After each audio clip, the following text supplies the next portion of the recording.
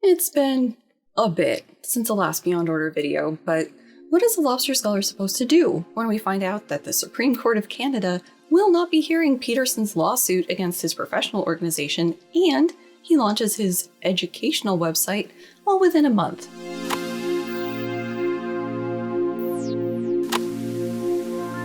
This video made possible thanks to the continuing support of viewers, patrons, and PayPal pals like you. Thanks! Yes, your hopefully favorite cognitive psychologist on YouTube is back for more Rule 7. Work as hard as you can on at least one thing and see what happens. In part 1, we went into a physics tangent because he mangled the diamond metaphor before he threw us into a Jungian warning of how not having all of our personalities integrated meant we'd fall apart with the lightest breeze. We stopped when we hit the first endnote, as there were a couple studies in it that I really wanted to dig into. Speaking of, we are going to start and exhaust the references for this chapter. Interestingly, these don't contain citations for all the biblical stuff that makes up the last portion of this chapter. It's been a while since Peterson's gone on that sort of tangent, for which we should probably be grateful. But Peterson's preferred parenting style is going to seriously impede our ability to get through this chapter. We are working as hard as we can on this one thing and are seeing what happens when somebody writes as imprecisely as he does. And I'm chomping at the bit to get going, so let's review the visual shorthand I use to indicate where ideas are coming from.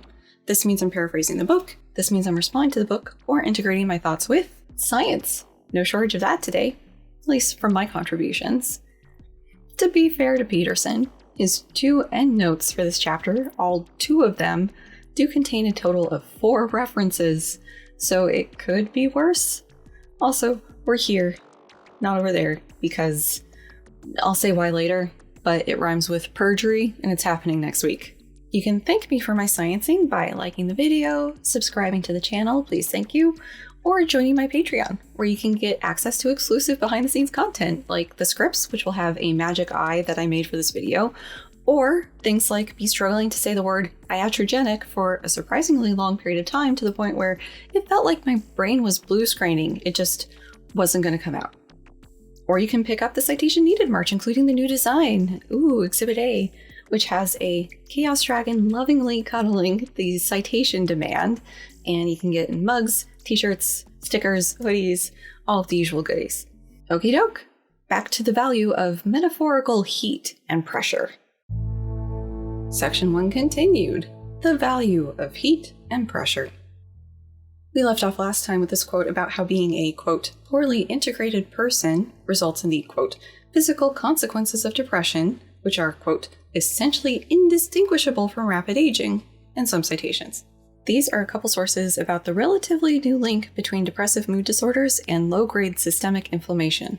This wasn't something I'd heard before, so I dug in a bit, and yeah, there does seem to be a link there for many people, but it's not clear that it's a causative link, where inflammation results in depression for genetically and/or environmentally predisposed individuals.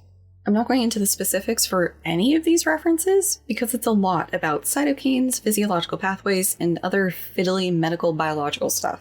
Damn it, Jim, I'm a cognitive psychologist, not a medical doctor. The Wikipedia entry for this topic can give you a still pretty high-level summary for things. Now, let's see how Peterson is deploying these references of his. These are attached to the claim that often, after cortisol hits the system, the, quote, physical consequences of depression are, quote, essentially indistinguishable from rapid aging, weight gain, cardiovascular problems, diabetes, cancer, and Alzheimer's. The first reference, the Leonard paper, includes, quote, in major depression, there is a relationship between the severity and duration of the disorder and the increased frequency of heart disease, type 2 diabetes, various autoimmune diseases, arthritis, and cancer. So 2 of Peterson's parenthetical items are there, albeit as a relationship, not a consequence. There's a bit about high cortisol levels, specifically that chronic stress results in sustained cortisol that fucks with the release of serotonin, which they, quote, implicate in depressive symptoms. Specifically, quote, sleep disturbance, depressed mood, anorexia, loss of libido, and anxiety.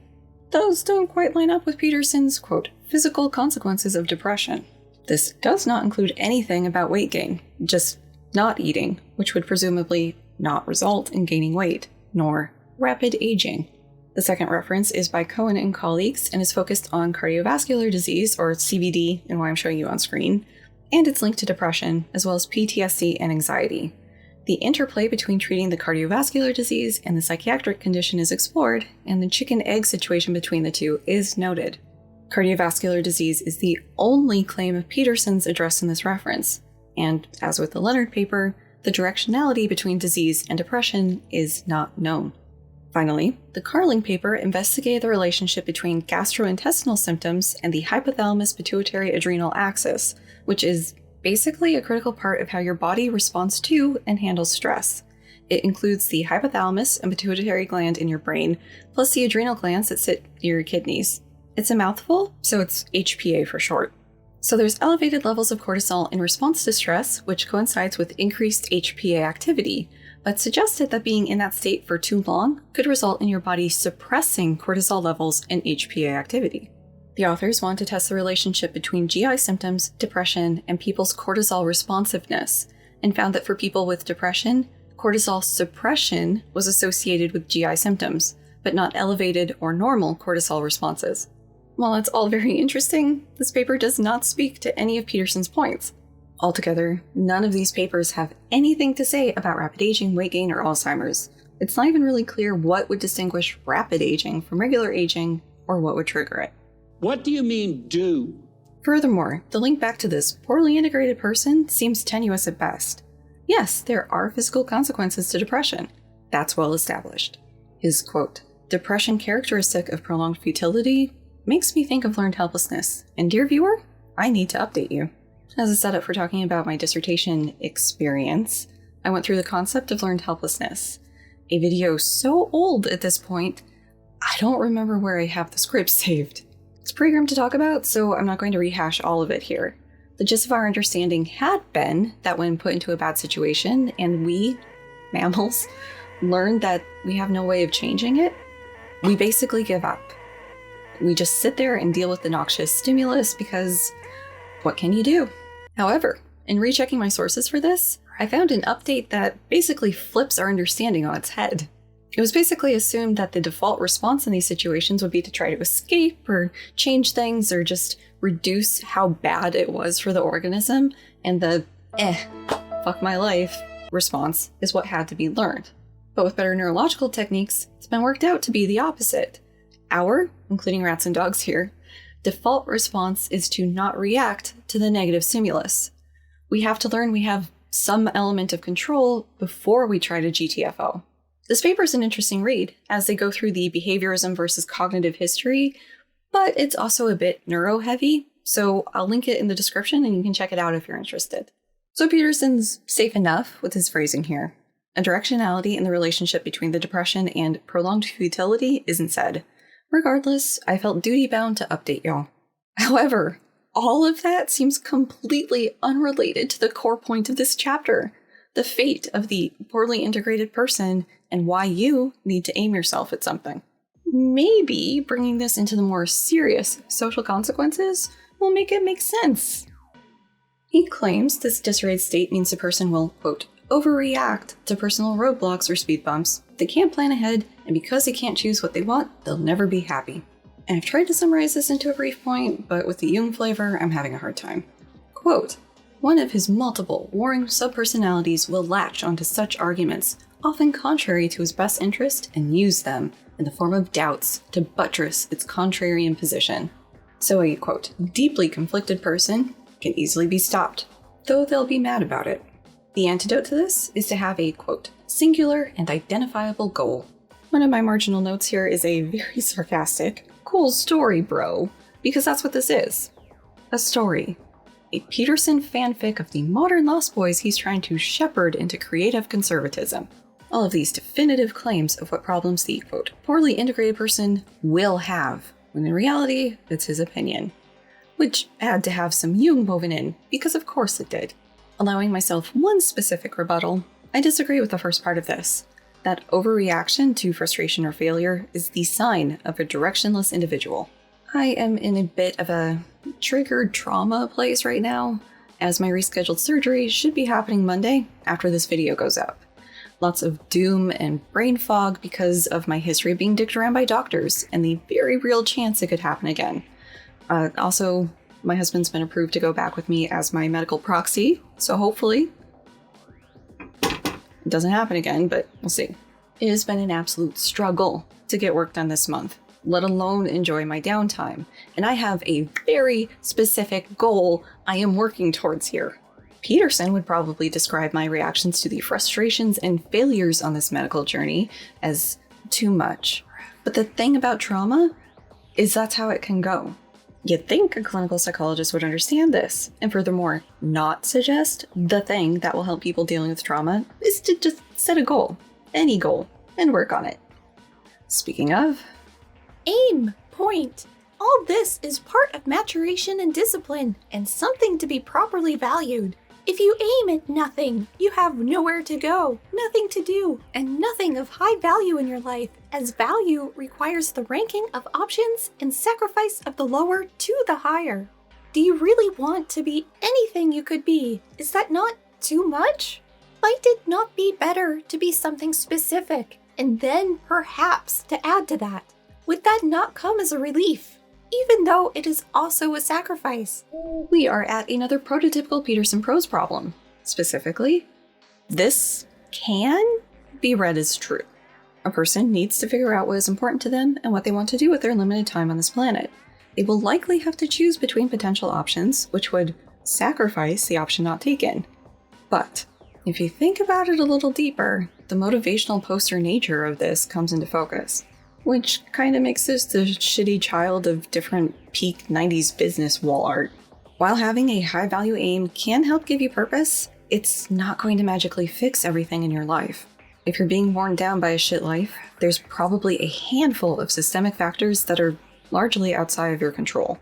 And if you have some form of a psych disorder, working on a goal seems insufficient to significantly alter the complex biopsychosocial aspects of the disorder in a way that will free you from it. Dealing with the former is not indicative of lacking maturity or discipline. Instead, it can indicate a society that is focused on squeezing as much productivity out of a person as it can with little regard for their well-being. The latter is also not inherently an issue of maturity or discipline. It can be terribly hard to work on becoming anything or something specific when you're just trying to survive. Section 2. The worst decision of all. The first third to half of this section is about Peterson's experiences as a grad student and then professor, seeing the, quote, pronounced improvement in character in people as they continued through higher ed. The grad student's improvement is largely attributed to them writing their thesis. That's it. He loves him that writing. And for clients and undergrads, it's more about them having a job. Like, he says that undergrads who worked in research labs had better grades, quote, than those who burdened themselves less. Oh, confound much? Professors historically offer positions to students who've done well in their classes, gotten good grades. Research assistants, or RAs for short, are a group selected for their higher grades than their peers. Also, he tries to play up his humble origins, but come on, Peterson. Feels a bit classist to assume that those who aren't RAing are less burdened. As a grad student, I had a pretty sizable undergrad RA team because I could pay them with course credit. And I estimate that the majority of them weren't working, like paid jobs. The majority of students I taught in labs were, though. Some of them even worked a couple jobs on top of being a full-time student in a desperate attempt not to have to take out student loans. Being able to do an unpaid research job is a luxury. Same with unpaid internships. We cannot subsist on just science alone, after all. And maybe, if Peterson could take off his arbitrary hierarchical blinders, he could see this. Granted, all of that is just anecdata, but I'm pretty willing to bet that trend holds true, even 10 to 20 years later. Maybe these lab RAs Peterson's talking about were paid positions. And even if that's the case, knowing to look and apply for those kind of takes insider info, something that first-generation college students don't have tons of. He goes on some more about the, quote, twin paths of development, which I'm having to assume is referring to the choice between getting a job or post-secondary education and not. Seriously, he just drops that phrase in without setting up both paths. On screen now is his probably self-penned bio from the Peterson Academy. Unparalleled clarity? My ass. He asks if there's anything worth committing to. answering that it has become self-evident to me that many commitments have enduring value. Those of character, love, family, friendship, and career foremost among them, and perhaps in that order. Those who remain unable or unwilling to establish a well-tended garden, so to speak, in any or all of those domains inevitably suffer because of it. Going back to my previous argument, it's all well and good to put everything above a career in this commitment hierarchy, but without money coming in, it seems like it'd be hard to meaningfully work on anything above it. He will stick to this priority in the marriage advice chapter, which means that women need to prioritize making and raising a family before thinking about silly little girl things like having a career. Pearson explains that committing to anything means you're sacrificing whatever choice you didn't pick, from jobs to partners to whatever you didn't order last time you went out to eat, I'd assume. Being cynical about this is easy, but that leads to, quote, mindless, nihilistic rationality that undermines everything. Huh? Is this a thing I'm not aware of? Being nihilistically cynical about having to choose things. I guess some people can be afraid of things like marital commitment, but I don't think that's along the lines of what he's talking about here, with whatever choice you made not mattering long after you died. He probes us further, asking if people can ever be happy with their choices, especially when any given choice comes with negative effects, like a frustrating job or a pickle partner. Or a pickle partner. We could conclude from that lack of specific or ideal value that nothing matters more than anything else, or to draw the even more hopeless allied conclusion that nothing therefore matters at all. But those who draw such conclusions, no matter how well armed they are with rationally coherent arguments, pay a high price. We're skipping the tangent on the difference between failing and quitting in your post-high school pursuits because it doesn't really add much of substance in that context. People who do not choose a job or a career commonly become unmoored and drift. They may attempt to justify that drifting with a facade of romantic rebelliousness or prematurely world-weary cynicism. They may turn to casual identification with avant-garde artistic exploration, or treat the attendant despair and aimlessness with the pursuit of hardcore alcohol and drug use and their instant gratification. But none of that makes for a successful 30-year-old, let alone someone a decade older. For some people this may be true, but I'd wager it's not the case for everyone he considers poorly integrated. It's like he's judging people who haven't chosen a career path he approves of, or who work to live instead of live to work, and see the relationship with their job as the transactional thing it quite possibly is. Likewise, there's plenty who have chosen a job path who become cynical and nihilistic on it. Like, it's scary how many doctors I see on Twitter who are catastrophically burning out in real time because of the demands placed on them in an attempt to squeeze out every cent of profit. I don't think it's prematurely cynical to have a look around and see that shit sucks. Everywhere. And is it really cynicism if people have constructive criticism? Ideas for how to make things, at the very least, suck less? He says this not choosing is also bad for relationships, which will result in a lonely and bitter doom cycle. Seems like some subtext here is a person's relationship failing. This doesn't really speak to the critical whys of why commitment failed to happen. It's just kind of left at the person not working single-mindedly at it enough. He returns to the idea of finishing post-high school training as improving people because, quote, the commitments and the sacrifices thereby entailed matured those who endured and made them better people. Which, is only possible with the trade programs in college. That's it. Everything else doesn't count. So, what is the conclusion? There are many things to which we might commit ourselves. A case can be made for the arbitrary and even meaningless nature of any given commitment, given the plethora of alternatives, given the corruption of the systems demanding that commitment. Wait a minute, what corruption? That hasn't been a point this chapter. Is he talking about the corruption that the creative conservatives are supposed to fight against? But the same case cannot be made for the fact of commitment itself.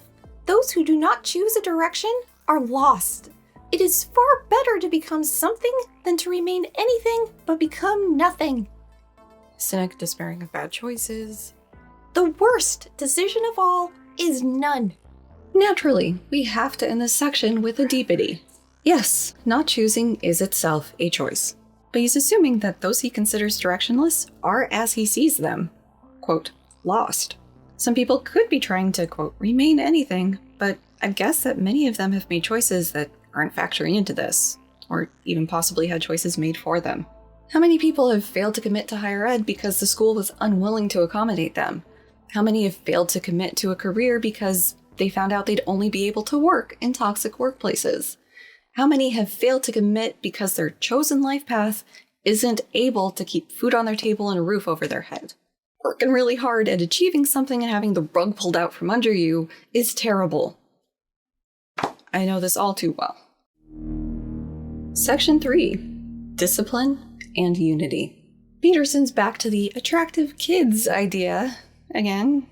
He says, single-minded discipline starts young. The quote, socially desirable and psychologically healthy kids are able to order all their emotional states and drives to get along with others. If the child starts having a Maslow meltdown, quote, the good parent steps in, solving the problem, disrupting the child's fragile unity, or, better yet, teaching the child to solve the problem himself. When the kid has learned how to solve their problems, they're ready for their social debut. Quote, this must happen by the age of 4, or it may never happen, with the second and final reference of this chapter. If this doesn't happen, they won't be, quote, desirable to his or her peers, and they could be shunned forevers. Before we get to that reference, I want to remind you of an example Peterson supplied of his parenting style from 12 Rules Rule 5. Do not let your children do anything that makes you dislike them. The kind of infamous time he went to war with his son. Before he had completed one solar revolution, Peterson's son wanted the spoon, which the Petersons liked because it meant not having to feed him themselves. But the, quote, little blighter wasn't eating enough, choosing instead just to play with it. And because the son wasn't eating enough, he wasn't sleeping well, which resulted in the shit rolling downhill from Peterson's wife, implying that Peterson was at the bottom of this hierarchy. So he was going to be dominant lobster and fix the situation. Confusingly, he then refers to his son as a 2-year-old, and that he, quote, prepared for war with him. Quote, he was stubborn and horrible, but I could be worse. They stood off over the food, the toddler and the adult, with Peterson taking the spoon from his son, poking him in the chest until he opened his mouth, then sealing the toddler's mouth shut with his finger to keep most of the food in. After an hour of this, during which Tammy had to leave the room because it was too much for her, the son was fed. It seems to be implied that this was a one-off event, and after things were just puppies and rainbows. I have to imagine Peterson thought this would be a charming vignette about his son, but it's kinda horrifying.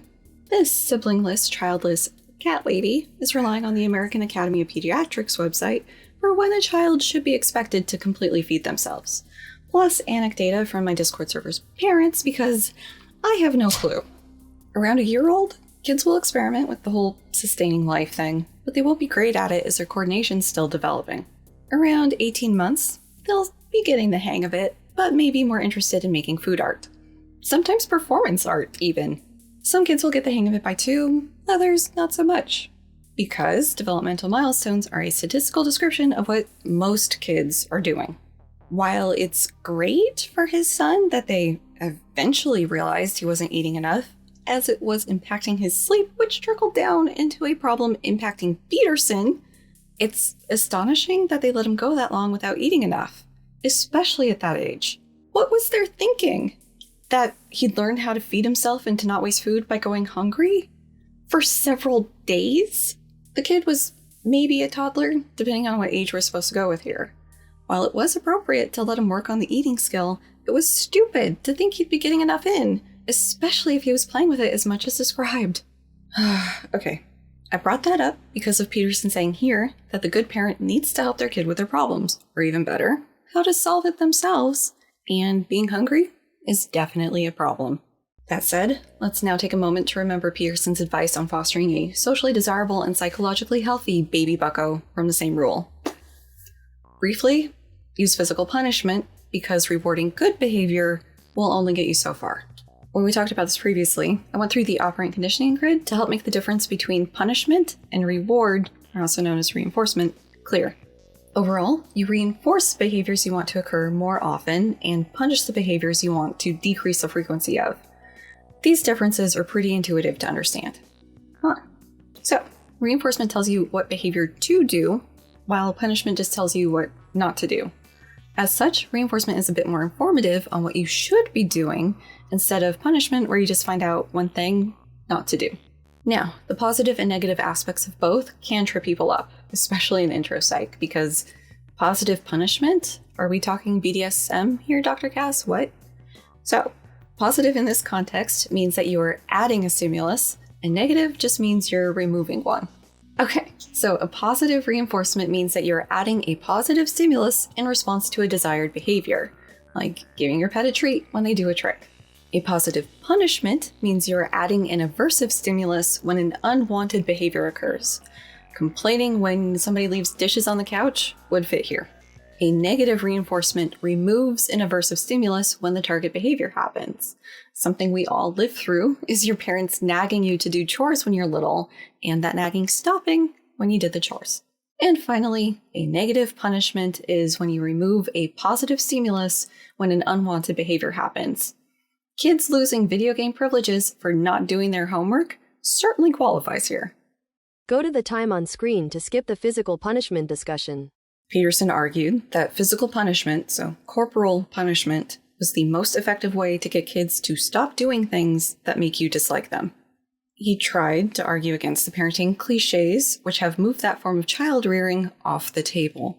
In doing so, he was also arguing against the policy statement of the American Academy of Pediatrics, as well as decades of research on the overall ineffectiveness of corporal punishment. Sure, it'll make your kids stop in the moment, but it's not good in longer time frames at meaningfully changing their behavior.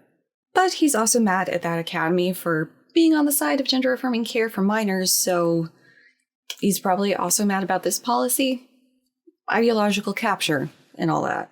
I want to remind you about all of this because he's not providing any sort of information here on how the good parent is supposed to solve the problem. With how many points in Beyond Order are near regurgitations of things from 12 Rules, the absence here is notable. Amusingly, this little foray back into 12 Rules will help us solve a mystery we'll have on our hands after talking about his second endnote.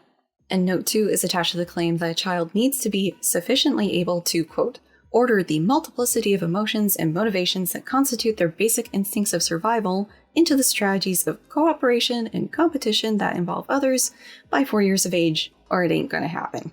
There's a little extra text in the endnote here, saying that roughly 15% of kids won't properly inhibit aggression. This reference is a paper by Cote and others from the 2006 Journal of Abnormal Child Psychology. It is a longitudinal study of childhood physical aggression in Canada. Longitudinal meaning they followed participants over time, instead of comparing between kids at different age groups. This is basically a repeated measures design, as each person's data will be compared at the different measurement points. They want to track developmental changes in physical aggression and try to tease out risk factors for those kids unlikely to grow out of the behavior. The authors found 3 groups of physical aggression developmental trajectories.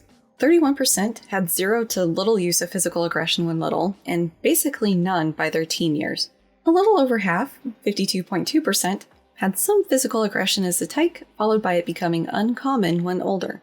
Finally, the group Peterson's referring to here are the 16.6% who were physically aggressive across the age board. Why he rounded this down to 15%, I'll never know. While I've got this up, I'll also mention that Peterson only calls this aggression, but really that's more broad than what this paper looked at.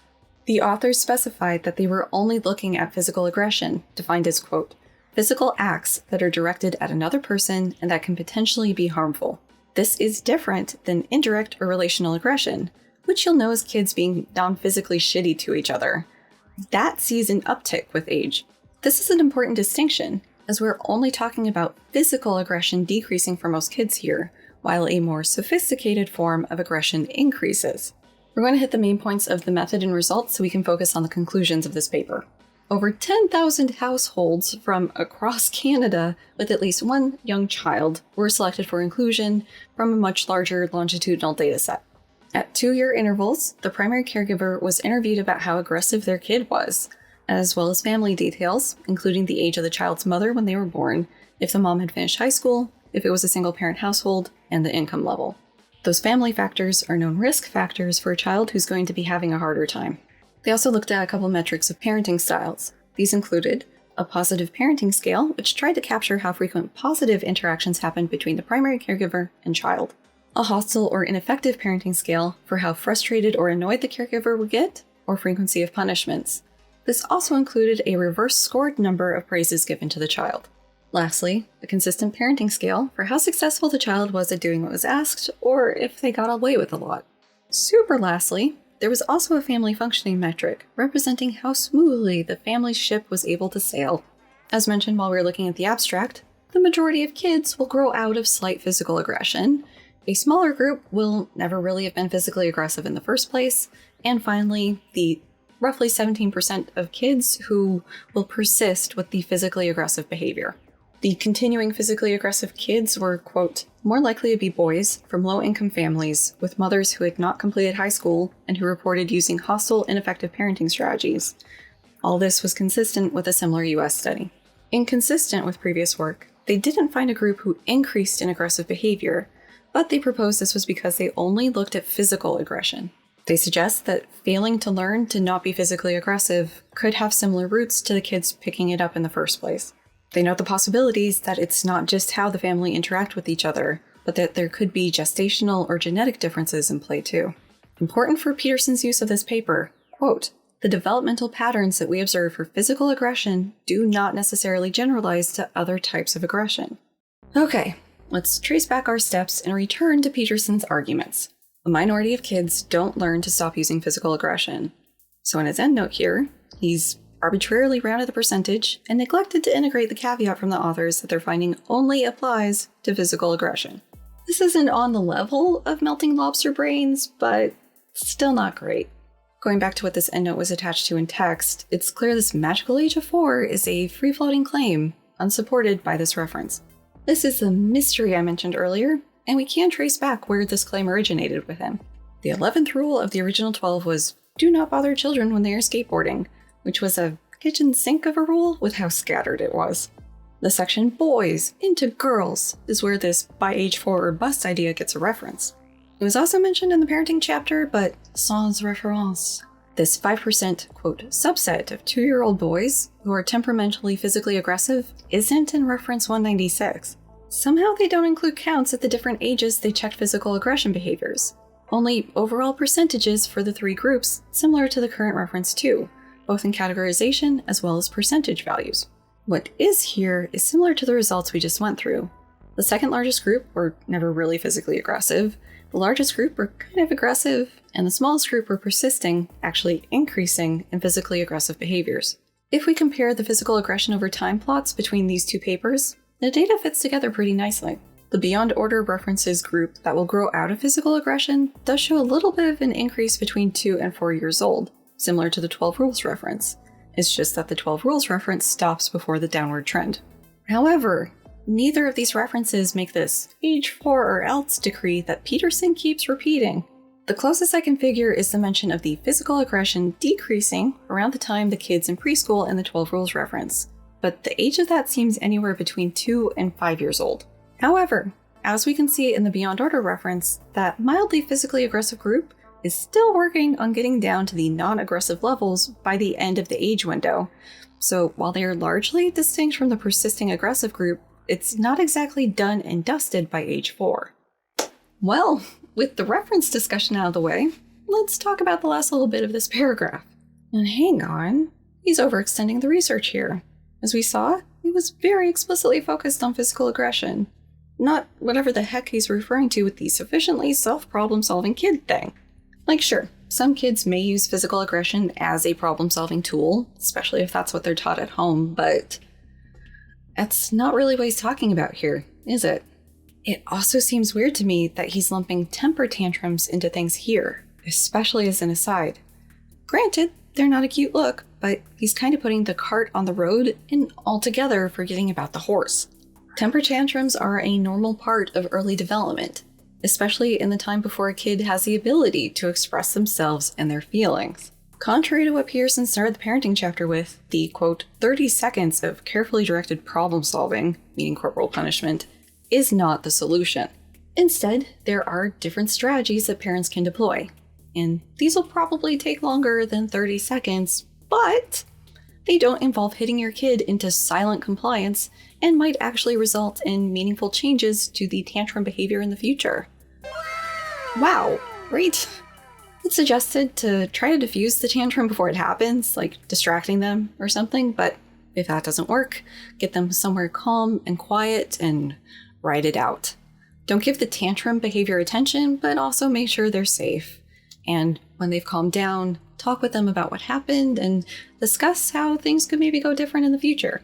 There are things parents can do to try to prevent them, like offering your kid choices if you're trying to get them to do something, or simple stuff like making sure they're fed and hydrated. And even with that, sometimes a tantrum is just going to happen and you've got to ride it out. That happening doesn't mean the person is a bad parent, Peterson. However, if tantrums are continuing to be a fixture in your kid's expressive toolbox past the age of 4, talk to your doctor. This could indicate that your kid has something like neurodivergences in play, and the earlier they can learn coping strategies, the better. But Peterson doesn't include any of that. Just that kids past 4 are running the risk of, quote, permanent social ostracism with no indication of what to do or how to help. Plus his usual issue of missing nuance. Cast story time! As mentioned at the start of the Bad Therapy series, I've become highly suspicious that I have autism. I haven't been formally diagnosed, but the symptom duck keeps a quacking. One of those quacks is, as a child, I was very 0 to 60 on negative emotional responses to things. Earring fell out at school and I lost it, meltdown. Lost it foursquare, meltdown. My mom said no to something I wanted while out shopping, quieter, meltdown. I was also academically gifted, so in class, everything was coming up millhouse and teachers were unbothered. But on the playground or at home, not so much. And this persisted up until the end of 3rd grade. You want to know what changed? What finally helped? A classmate taking me aside and telling me that it was incredibly off-putting and it made me look like a crybaby, which I could not abide. And importantly, she suggested that I just count to 10 when something bad happened instead of immediately flipping my shit. Well, in 3rd grader ease, but you get the idea. It just happened to work out that the school district redrew their lines, and so I started at a new elementary school the following year, and I was determined to have a fresh start. Thankfully, that girl's advice really helped me. But you know what would have been more helpful? Having lived in a time when a girl's presentation of autism was more understood, and or fucking anybody recognizing that there was something going on with me and I could use help figuring out some coping strategies instead of it coming from a classmate when I was 9. Well, my mom, thankfully, wasn't one for corporal punishment. Her response to these little emotional outbursts of mine was a thin-lipped stop. Which, unsurprisingly, didn't work. If a parent's reading this who has a kid like I was, what are they supposed to do, Peterson? Refer back to 12 rules and use your 30-second solution? Or just brace themselves for how many kids aren't going to invite them to their birthday parties? Been there. Wasn't great. As mentioned, that Peterson parenting paragraph was a bit of a speed bump. And with that surgery looming, my cognitive cats have hit their compliance cap and I'm not going to be able to herd them back in.